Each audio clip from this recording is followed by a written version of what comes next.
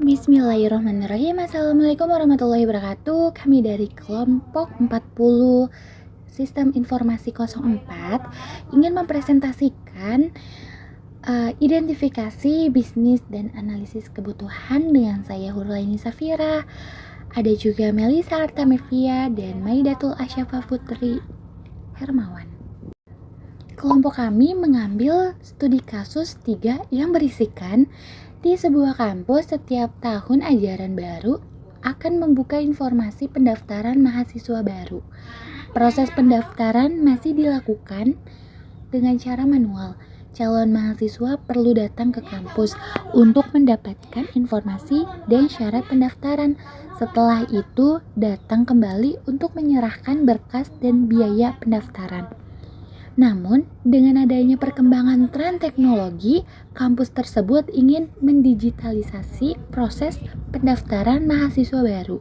Calon mahasiswa akan dapat melihat informasi pendaftaran, mengisi form pendaftaran, dan mengupload berkas pendaftaran, serta melihat status pendaftaran. Selanjutnya, kami mengambil 5 analisis sistem, yaitu permasalahan yang saya sebutkan sebelumnya, yang kedua penyebab masalah, yang ketiga sistem yang dibangun, keempat kebutuhan sistem, dan kelima analisis bisnis. Baik, permasalahan yang ingin diselesaikan: sistem pendaftaran yang masih dilakukan secara manual. Calon mahasiswa baru perlu datang ke kampus untuk melakukan pendaftaran dan datang kembali untuk administrasi dan penyerahan berkas. Penyebab masalah dalam studi kasus: pendaftaran calon mahasiswa baru yang bersifat manual akan memakan waktu serta biaya yang banyak dan harus mengantri untuk mendapatkan informasi. Nah, keamanannya menjadi tidak efisien, akan terjadi desak-desakan, atau kemungkinan terburuk adalah kerusuhan saat pendaftaran berlangsung. Bisa jadi kecurangan juga mungkin akan berpeluang. Selanjutnya, sistem yang ingin dibangun yaitu sistem digitalisasi dengan menyediakan website khusus untuk pendaftaran calon mahasiswa baru.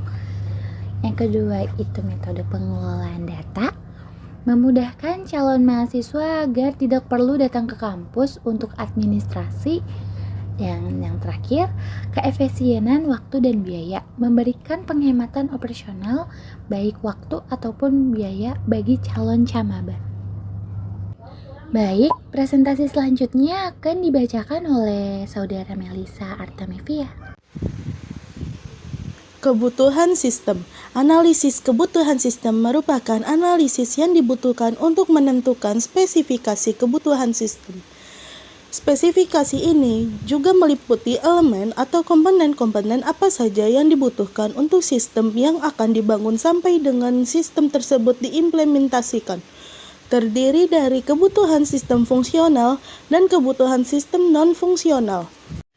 Kebutuhan fungsional: 1. Sistem dapat melakukan login akun dan registrasi. 2. Sistem dapat memasukkan data calon mahasiswa baru. Ketiga, sistem dapat mengelola data formulir pendaftaran. Keempat, sistem dapat mengelola berkas pendaftaran. Kelima, sistem dapat menampilkan status pendaftaran. Kebutuhan non-fungsional: 1. Kebutuhan perangkat keras, server, RAM minimal 2 GB, hard disk, mouse, keyboard, monitor. Klien atau calon mahasiswa, RAM minimal 256 MB, mouse, keyboard, dan monitor. Kebutuhan non-fungsional: 2. Kebutuhan perangkat lunak. 1. MySQL sebagai database. 2. Sistem operasi Windows 8. 3. SAMPP versi 1.7.1 sebagai aplikasi pendukung untuk menjalankan sistem aplikasi website online. 4. Adobe Dreamweaver CS5 sebagai editor pengerjaan kode. 5. Adobe Photoshop CS3 sebagai editor untuk mendesain banner, logo, dan sebagainya. 6. Microsoft Visual 2007 dan Microsoft Word 2010. Selanjutnya, kebutuhan fungsional nomor 3 yaitu kebutuhan informasi. Kebutuhan informasi harus meliputi beberapa aspek, diantaranya informasi harus menyediakan tata cara atau prosedur pendaftaran. Informasi juga harus meliputi pengisian formulir pendaftaran, informasi mengenai perkembangan pendaftaran, informasi kalender jadwal tes seleksi, pengumuman kelulusan, dan sebagainya, informasi persiapan berkas, informasi daftar ulang, dan juga informasi mengenai biaya pendaftaran. Kebutuhan non-fungsional nomor 4, kebutuhan keamanan. Pertama, sistem harus melindungi data milik calon mahasiswa baru sepenuhnya. Nomor 2, setiap calon mahasiswa nantinya akan memiliki akun dan password pendaftarannya masing-masing. Jadi, setiap calon mahasiswa baru memiliki akun dan passwordnya masing-masing. Nomor 3, sistem nomor rekening atau pembayaran calon mahasiswa terjamin keamanannya. Poin kebutuhan non-fungsional yang terakhir yaitu nomor 5, kebutuhan kemudahan dan kinerja. Yang pertama, proses pendaftaran cepat dan up to date. Nomor 2, ketepatan sistem dalam menginput data calon mahasiswa. Sistem kerja website lebih sederhana dan mudah. Sistem mampu menampung banyak data. Sistem bekerja optimal dan memiliki backup data jika terjadi kendala. Penjelasan selanjutnya itu mengenai analisis spesies. Berikut ini akan kami paparkan analisis spesies dan juga kelemahannya. Analisis yang pertama yaitu analisis performance. Kelemahannya yaitu proses pendaftaran secara manual dinilai kurang efektif, khususnya bagi pendaftar dengan jarak jauh dan memakan waktu lebih banyak serta mengeluarkan biaya yang tak sedikit. Analisis kedua yaitu analisis information. Kebutuhan informasi yang cepat dan akurat bagi calon mahasiswa yang ingin mendaftar menjadi sulit dan lama karena harus terlebih dulu datang ke kampus. Analisis selanjutnya yaitu analisis ekonomi, mengakibatkan pengeluaran tinggi, terutama bagi calon mahasiswa yang berada di luar jangkauan kampus untuk mendapatkan informasi yang mereka butuhkan. Analisis keempat yaitu analisis kontrol, dengan kelemahannya itu keamanan berkas data yang rentan hilang, basah, rusak, atau tersebar oleh orang lain karena berbentuk kertas, tidak seperti sistem komputerisasi yang memiliki backup. Analisis selanjutnya itu analisis efisiensi, pemakaian waktu, uang, tempat, dan keterlambatan informasi data tidak efisien sehingga tidak dapat meminimalkan pemborosan.